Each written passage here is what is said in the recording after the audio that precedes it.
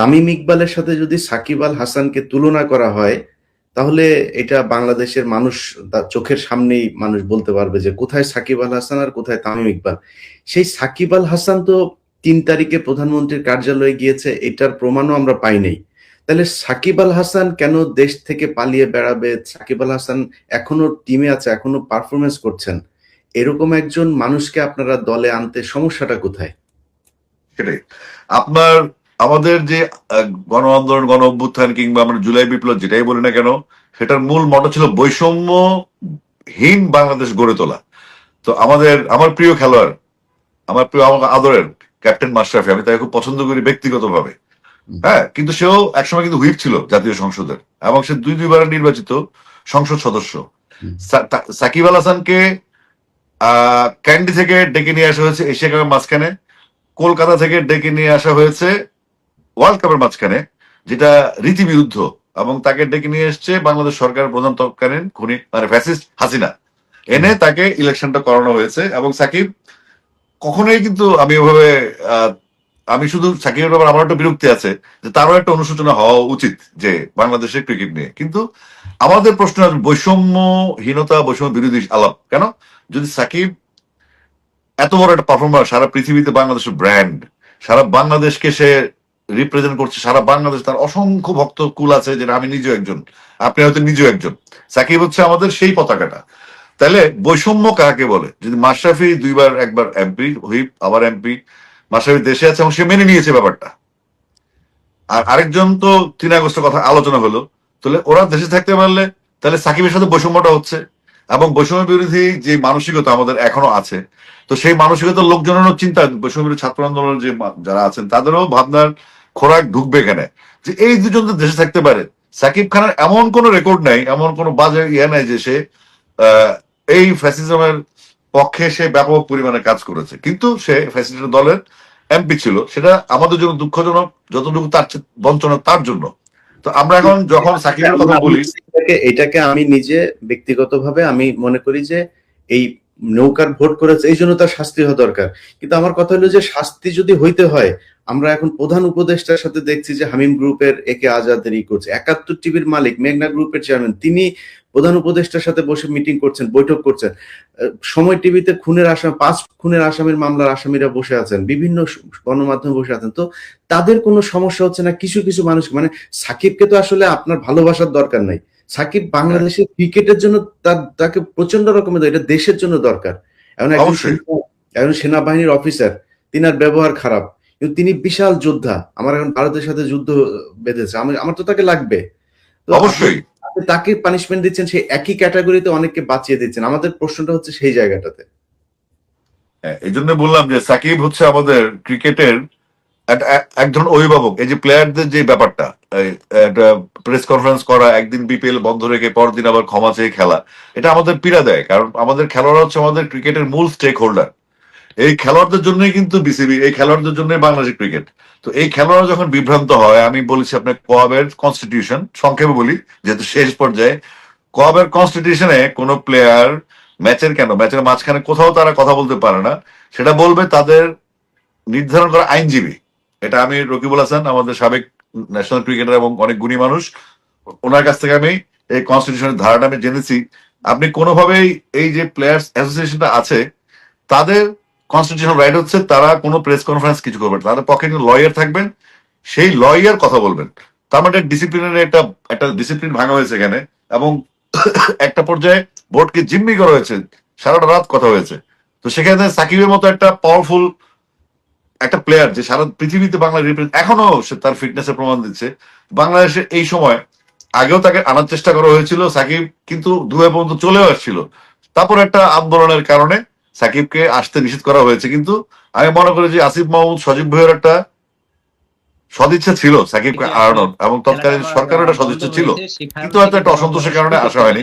এখন পরিস্থিতি বদলেছে, যারা এই বিষয়টা নিয়ে ডিল করছেন তারা ভাবতে শিখেছে যে সাকিব আসতে পারে যদি মাশরাফি এবং উনি থাকেন। তো সেক্ষেত্রে আমরা সাকিবকে একজন ওয়ারিয়ার হিসেবে বাংলাদেশের ভবিষ্যতে, সাকিব আজকে খেলবে, কয়েকদিন পরে বোর্ডে আসবে, তার সাংগঠনিক দক্ষতা, সে বিভিন্ন দেশের সাথে ভালো সম্পর্ক আছে, সে এতে কূটনৈতিক দিক থেকে সাকিব বাংলার জন্য ফ্রুটফুল হবে। তো এরকম একটা সাকিবকে আমরা কেন বাইরে রাখবো দেশের বাইরে? এটা ইন্টেনশনালি। সাকিব আসলে হয়তো অনেকের প্রবলেম হবে। সাকিবও একটা আউটস্পোকেন, সাকিবও একটা ঘাটতারা রোগী আছে।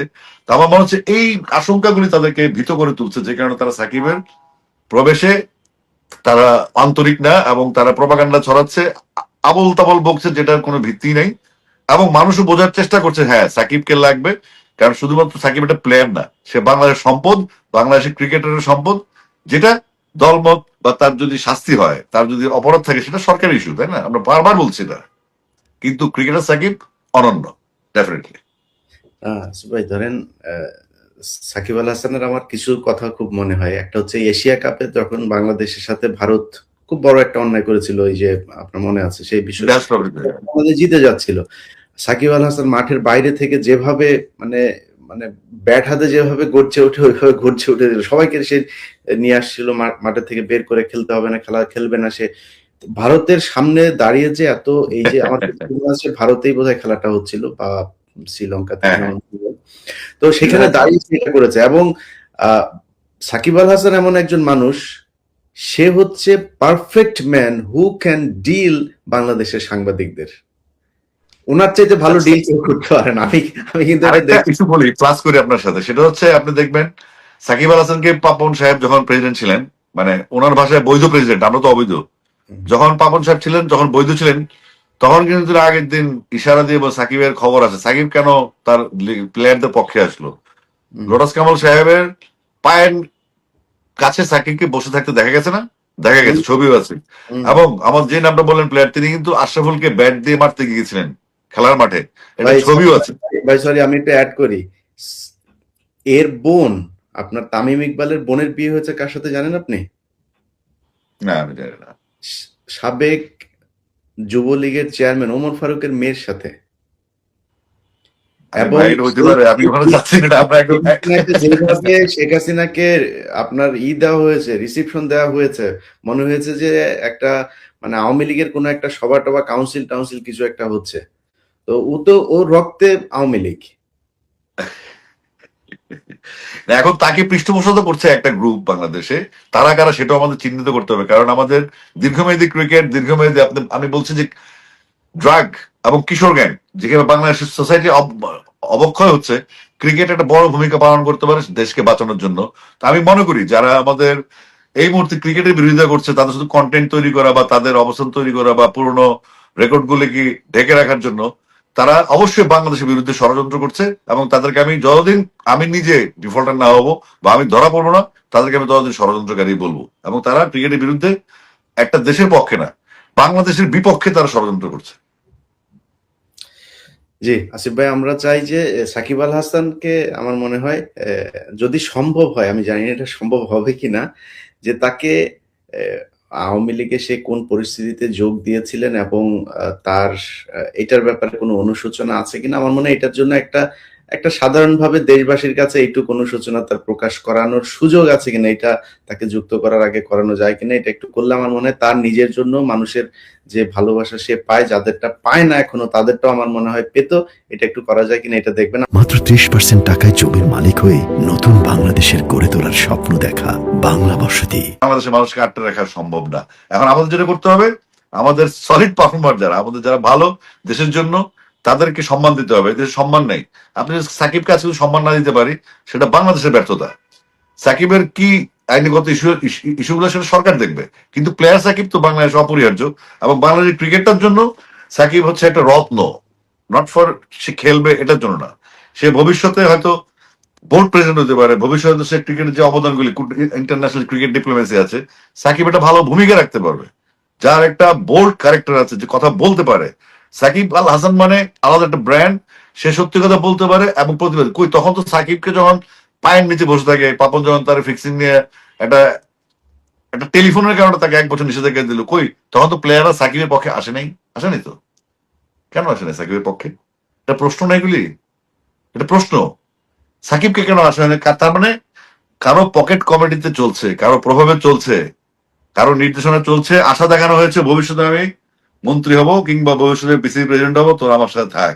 এগুলো এখন পোলা বানো বুঝে, যারা ছোট ছোট অনলাইন চালায় না, আর এখানে কিছু ওই ভারতীয় মিডিয়া এখানে বাংলাদেশে আছে, যেটা তারা ওখানকার বেতন আর বাংলাদেশে ওদের পারপাস সার্ভ করে, এদেরকেও চিহ্নিত করা হয়েছে। এবং বেসিক্যালি এই যে স্টেডিয়ামে যে পরিবেশটা নষ্ট হয়, সেটা ওদের একটা বিরাট ভূমিকা থাকে। বুলবুল ভাই পালিয়ে গেছে, এটা ওরাই এই প্রপাগান্ডাগুলো করে, আলতু ফালতু নিউজ করে আইসিসির সাথে বাংলাদেশ দূরত্ব বাড়ে। তারা বলতো ভারতীয় মিডিয়া মিথ্যাচার করে, আমি তো মনে ওরা তো ওদের পক্ষে করে, কিন্তু আমাদের মিডিয়া আমাদের বিপক্ষে গিয়ে মিথ্যাচার করে। এটা অনেক দুঃখজনক এবং এটা এক ধরনের বিদ্রোহ এবং রাষ্ট্রদ্রোহিতার সামিল। এটা অবশ্যই শাস্তি হওয়া উচিত এখানে। কারণ আপনি মাঝখানে বললেন না যে অনেক মানুষ ওরা বলে যে আমাদের অনেক বন্ধু আছে বাংলাদেশে।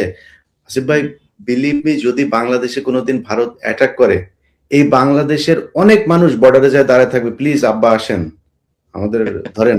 এটা এটা এটা হাজার হাজার এরকম লোক আছে বাংলাদেশে।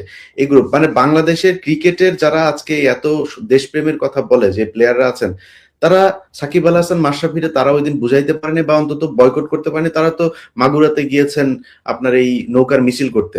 আপনারা কেন শাহবাগে গেছে না? শাহবাগে যায়নি? হ্যাঁ, তাহলে এগুলো প্রশ্ন উত্তর দিবে কি? শাহবাগে যে রানিং প্লেয়াররা গেল, তারা পারে না, তো এটা করতে এবং পারে এই না। প্লেয়ারদের ভেতরে আপনার লিটন দাস, একজন হিন্দু মানুষ, লিটন দাস প্রোফাইল লাল করেছেন সবার আগে। তাহলে এই বাংলাদেশের এই মুসলমান প্লেয়াররা কই ছিল সেদিন? আমি তো লিটনকে স্যালিউট জানাই, কারণ লিটন স্বল্পভাষী এবং তার সিদ্ধান্তে সে অটল, এবং সে জানে ব্যাপারটা, এই দেশটা তার, এই দেশটার সে নেতা, সে 20 কোটি মানুষের নেতা লিটন দাস, যে বাংলাদেশ ক্রিকেটটাকে সে ক্যাপ্টেন সেই টিমের। তো এটা তো আমাদের গর্বের, আমাদের অহংকারের। কিন্তু এটা উল্টা বিশ্লেষণ করা হয়, এই যে ডিভাইড এন্ড রুল খেলাটা, ব্রিটিশদের যে ডিভাইড এন্ড রুল, এটা বাংলাদেশে অচল অস্ত্র হয়ে গেছে, চলে না। তরুণ প্রজন্ম জেগে গেছে।